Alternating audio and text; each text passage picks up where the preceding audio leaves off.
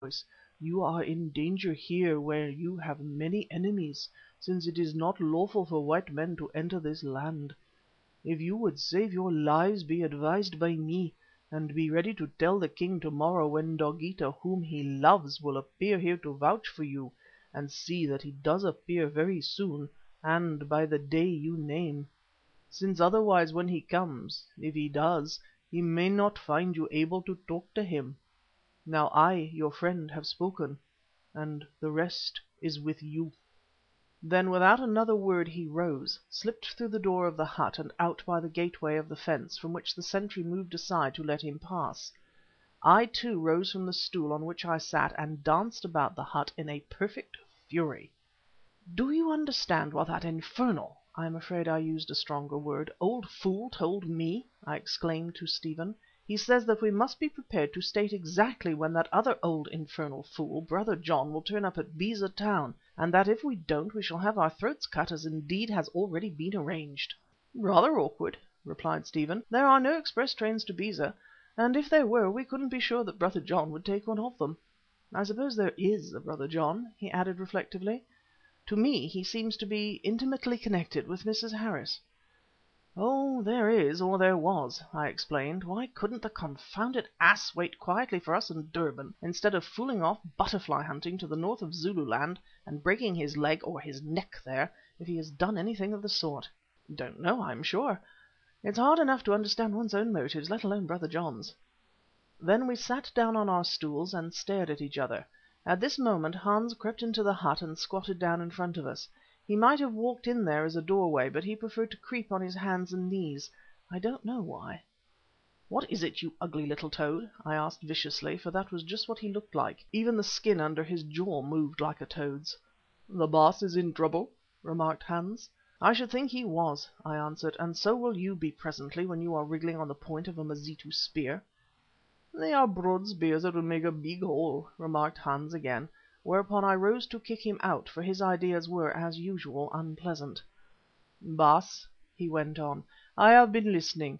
There is a very good hole in this hut for listening if one lies against the wall and pretends to be asleep. I have heard all, and understood most of your talk with that one-eyed savage and the Baas Stephen. Well, you little sneak, what of it?" "Only, Baas, that if we do not want to be killed in this place from which there is no escape, it is necessary that you should find out exactly on what day and at what hour Dogeetah is going to arrive." "Look here, you yellow idiot," I exclaimed, "if you are beginning that game too, I'll—" Then I stopped, reflecting that my temper was getting the better of me, and that I had better hear what Hans had to say before I vented it on him. "Baas, Mavovo is a great doctor. It is said that his snake is the straightest and the strongest in all Zululand, save that of his master, Zikali, the old slave. He told you that Dogeetah was laid up somewhere with a hurt leg, and that he was coming to meet you here. No doubt, therefore, he can tell you also when he is coming. I would ask him, but he won't set his snake to work for me. So you must ask him, Baas, and perhaps he will forget that you laughed at his magic, and that he swore you would never see it again." "Oh, blind one," I answered, "how do I know that Mavovo's story about Dogeetah was not all nonsense?" Hans stared at me amazed. "Mavovo's story nonsense? Mavovo's snake a liar? Oh, Baas, that is what comes of being too much a Christian. Now, thanks to your father the Predikant, I am a Christian too, but not so much that I have forgotten how to know good magic from bad. Mavovo's snake a liar, and after he whom we buried yonder was the first of the hunters whom the feathers named to him at Durban," and he began to chuckle in intense amusement, then added, "Well, Baas, there it is. You must either ask Mavovo, and very nicely, or we shall all be killed. I don't mind much, for I should rather like to begin again a little younger somewhere else, but just think what a noise Sammy will make," and turning he crept out as he had crept in. "Here's a nice position," I groaned to Stephen when he had gone. "I, a white man, who, in spite of some coincidences with which I am acquainted, know that all this Kaffir magic is bosh, am to beg a savage to tell me something of which he must be ignorant. That is, unless we educated people have got hold of the wrong end of the stick altogether. It is humiliating, it isn't Christian, and I'm hanged if I'll do it." "I dare say you will be, hanged I mean, whether you do it or whether you don't," replied Stephen with his sweet smile. "But say, old fellow, how do you know it is all bosh? We are told about lots of miracles which weren't bosh, and if miracles ever existed, why can't they exist now? But there, I know what you mean, and it is no use arguing. Still, if you're proud, I ain't. I'll try to soften the stony heart of Mavovo, we are rather pals, you know, and get him to unroll the book of his occult wisdom." And he went. A few minutes later I was called out to receive a sheep which, with milk, native beer, some corn and other things, including green forage for the donkeys, Bausi had sent for us to eat. Here I may remark that while we were among the Mazitu we lived like fighting cocks. There was none of that starvation which is, or was so common in East Africa, where the traveller often cannot get food for love or money, generally because there is none. When this business was settled by my sending a message of thanks to the king with an intimation that we hoped to wait upon him on the morrow with a few presents, I went to seek Sammy in order to tell him to kill and cook the sheep. After some search I found, or rather heard him beyond a reed fence which divided two of the huts. He was acting as interpreter between Stephen Somers and Mavovo. "This Zulu man declares, Mr. Somers," he said, "that he quite understands everything you have been explaining, and that it is probable that we shall all be butchered by this savage Bausi, if we cannot tell him when the white man Dogeetah, whom he loves, will arrive here. He says also that he thinks that by his magic he could learn when this will happen, if it is to happen at all, which of course, Mr. Somers, for your private information only, is a mighty lie of the ignorant heathen.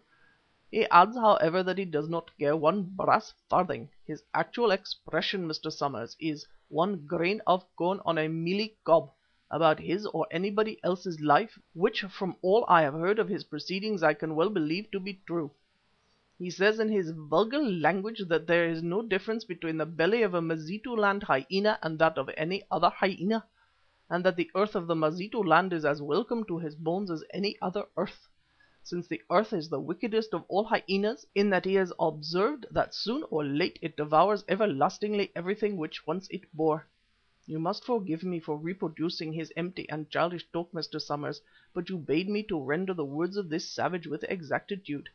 In fact, Mr. Somers, this reckless person intimates, in short, that some power with which he is not acquainted, he calls it the strength that makes the sun to shine and broidens the blanket of the night with stars, forgive me for repeating his silly words, caused him to be born into this world, and at an hour already appointed will draw him from this world back into its dark eternal bosom, there to be rocked in sleep or nursed to life again, according to its unknown will.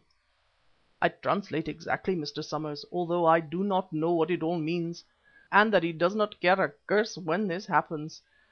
Still, he says that whereas he is growing old and has known many sorrows, he alludes here, I gather, to some nigger wives of his whom another savage knocked on the head, also to a child to whom he appears to have been attached.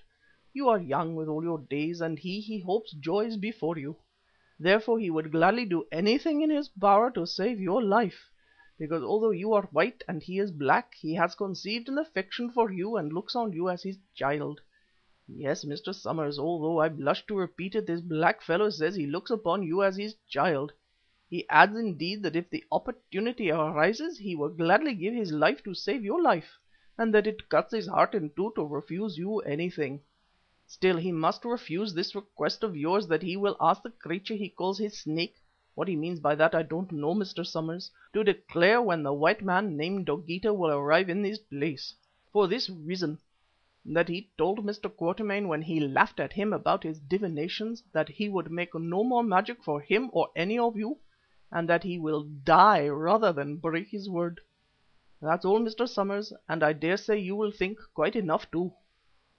"I understand," replied Stephen. "Tell the chief, Mavovo," I observed he laid an emphasis on the word chief, "that I quite understand, and that I thank him very much for explaining things to me so fully. Then ask him whether, as the matter is so important, there is no way out of this trouble?"